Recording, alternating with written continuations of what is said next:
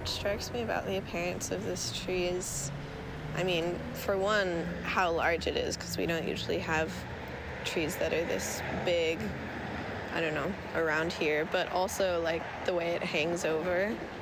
I like that it's kind of umbrella-like.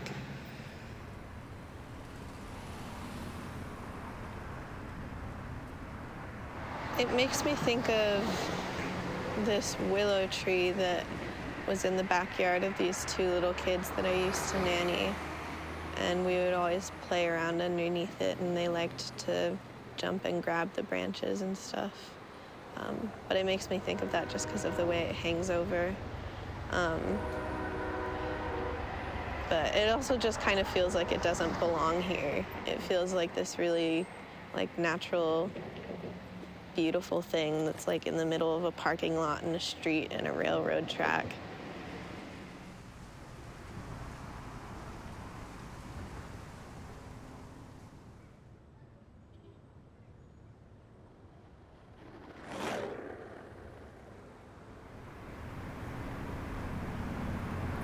I've always grown up in, like, a rural area, and ever since I was in elementary school, I've lived out in the country, and we have a few acres of property, and we literally live in a forest and, like, across from a pond and a field, you know? So I suppose it was pretty startling to come to Orange, and, you know, even the nature that is here is, like, manicured, or it's, like, here intentionally. It's not, like, wild. And so even among this, like, manicured nature, I guess I still appreciate these moments of these kinds of, like, natural overgrown plants, like this tree. Kind of feels like it's trying to, like, escape this structure and this, like, design that the city is creating.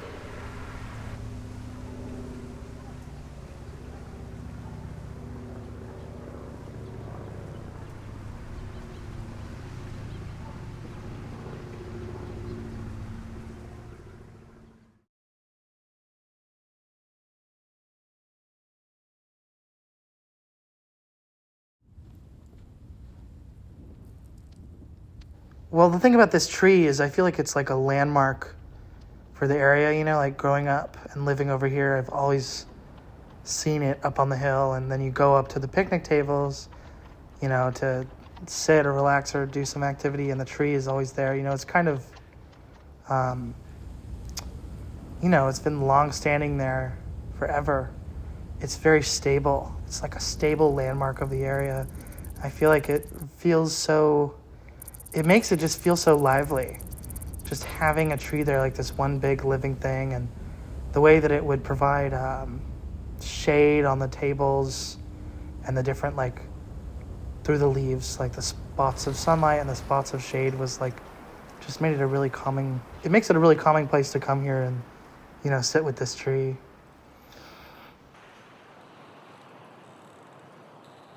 It reminds me of one specific memory. Is there was a day, I think it might have even been during the pandemic, but a quiet day where I had nothing else to do, and I wanted to take a book and go sit outside somewhere and read, and I carried a little graphic novel with me all the way up to the top of the hill. I sat right by this tree at this picnic table, and I just sat there reading for a while. It was a really nice experience, and, you know, the graphic novel I was reading, I don't quite remember the name at the time, but it was basically about these little forest sprites, who, you know, kind of like little tiny people who live in the forest. And it kind of felt like an immersive experience reading that while sitting basically in nature right by a giant living tree. You know, it kind of felt like the perfect place to, not just the perfect place to sit and read, but the perfect place to sit and read that book.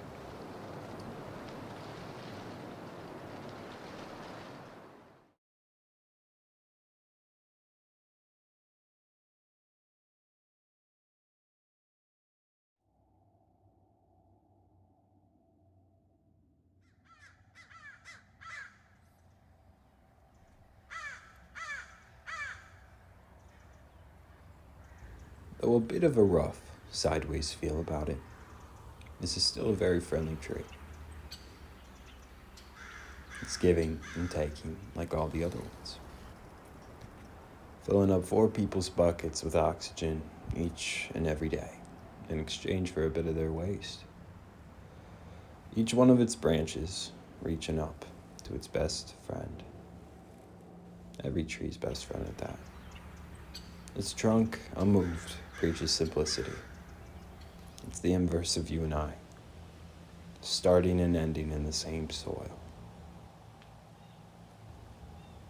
Letting the weathering do its work, and the furry friends bring the excitement. Through morning and night, it stands tall, awaiting its best friend's return. Meeting its gaze in the hot summer with buds of excitement, losing them to conserve the last of its friend's warm gift from late autumn. Gray as can be in these months, though ever changed when paired against the pearl blue air above. Hiding now, but soon to come. And this tree knows it, and so it waits, storing its colors deep within for its best friend's return. A faithful friend who does not prepare for the lack thereof, who does not understand what it means to be left behind, and reasonably so, for look at its growth. A faithful friend whose life has been built on the expected gifts of the sun each year. A tree serving its duty on this cliff's edge as a product of many trusted years of friendship. Let the sun to thee be your help to me, Miss Tree.